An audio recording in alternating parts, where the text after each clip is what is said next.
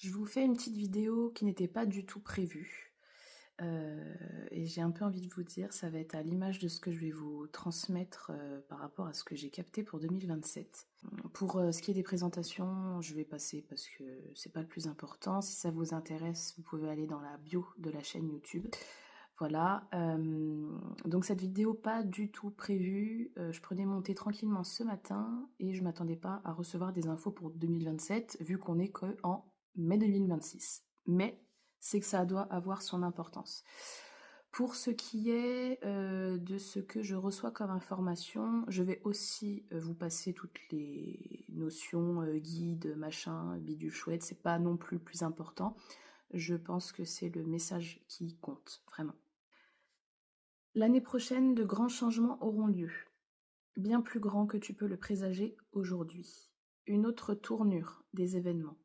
Nous passons un cap supplémentaire qui viendra profondément s'incarner dans la matière, dans les opportunités et les expériences qui viendront à nous.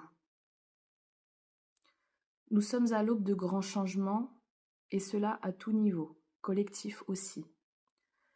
Nouvelle ère, nouvelles idées, nouveaux collectifs, nouvel élan. Pour nous, au niveau personnel, de grands changements viennent s'ancrer, concrètement. Non plus simplement dans notre esprit ou dans les premiers balbutiements, comme on peut déjà un peu le sentir pour 2026. Là, c'est concret, c'est profond et c'est potentiellement durable. À nous de ressentir ce qui vibre réellement dans notre cœur, les désirs du cœur, et non nos désirs qui répondent à un manque ou une peur. Et ça fait vraiment la différence. Vous pouvez voir aussi l'autre vidéo que j'ai faite par rapport à l'intention. On passe à la vitesse supérieure, sans passer non plus la 5e. Et ça, c'est important de le notifier. Ça s'accélère, mais on ne part pas droit dans le mur.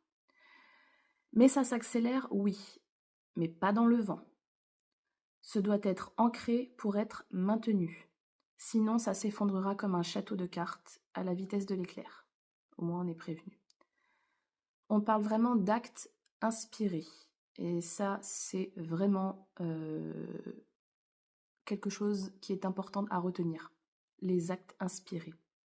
Pourquoi ?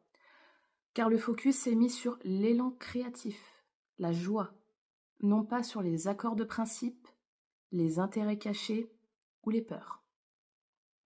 De nouvelles idées arrivent, mais aussi de nouvelles personnes entreront dans nos vies pour nous aider à y voir plus clair, enrichir notre vision, se soutenir mutuellement dans un désir de créer.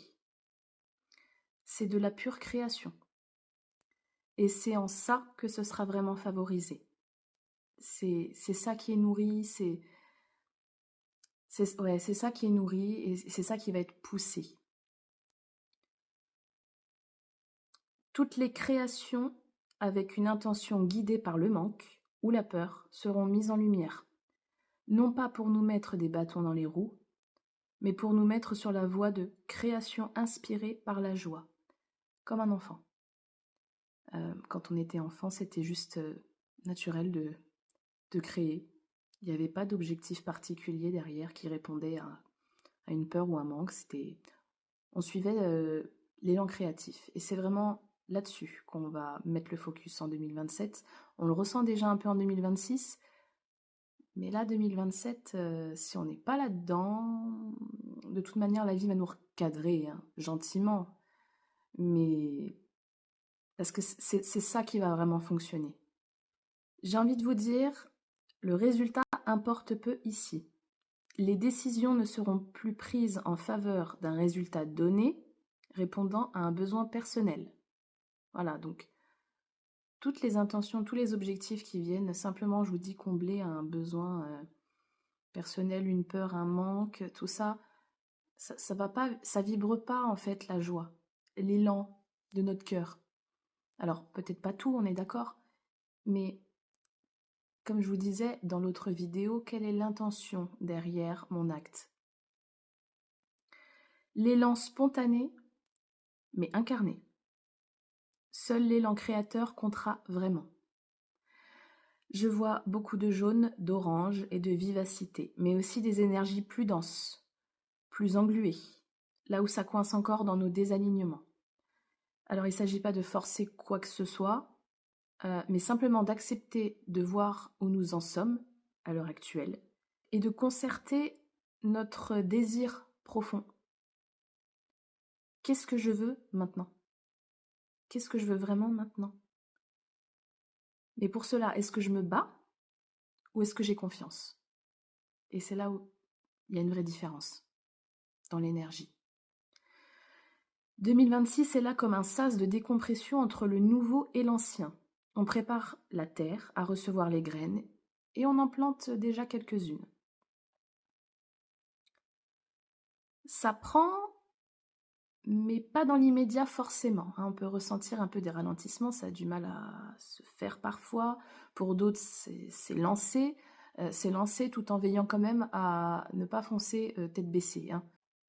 Ça s'enracine en coulisses. Pendant ce temps, ce sont nos schémas et nos vieilles identités qui sont mises en lumière. Et ça, c'est pas rien. C'est pas rien du tout. Alors tu me diras, oui, comme depuis longtemps maintenant.